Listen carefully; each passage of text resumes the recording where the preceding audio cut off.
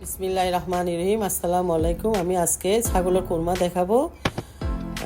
এখানে আমি কিশমিশ, বাদাম, বিভিন্ন রকম বাদাম দিয়ে পেস্ট করে নিব, নারকেল বাটা আর কাঁচামরিচও একসাথে সবগুলো পেস্ট করে নিব।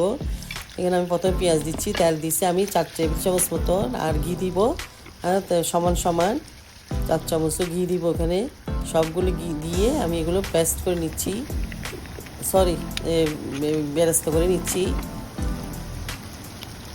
ব্যবস্থা হয়ে গেছে আমার। এখন আমি ছাগলের মাংসটা দিয়ে দিব। ছাগলের মাংসটা আমি কিছুক্ষণ কষাবো, 4-5 মিনিট মতন পেঁয়াজ পেস্তার মধ্যে কষালে ছাগলের যে একটা গন্ধ থাকে ওই গন্ধটা চলে যাবে। দেখে দিব না, একটু কষাবো, কষাই তারপরে কষানোর পরে যখন একটু পানিটা ছাড়িয়ে দিবে, এখন আমি সব মশলাগুলো দিয়ে দিচ্ছি। একে একে সব মশলাগুলো দিচ্ছি আমি, নারকেল বাটা, পেঁয়াজ বাটা, আদা রসুন, তারপর কাঁচামরিচ সবগুলো একসাথে দিয়ে দিচ্ছি।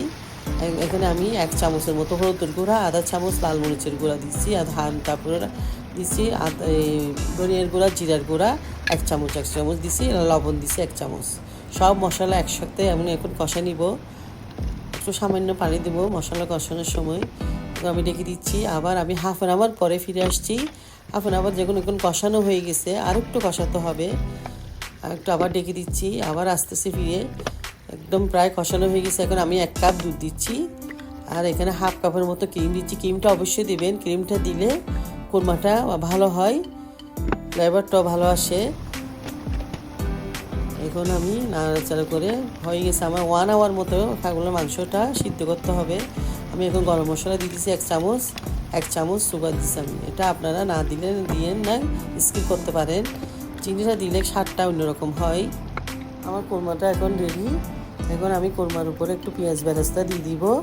আমার এই রেসিপিটি ভালো লাগলে আমাকে লাইক দিয়েন, শেয়ার দিয়েন, সাবস্ক্রাইব করে দিন প্লিজ। আল্লাহ হাফেজ।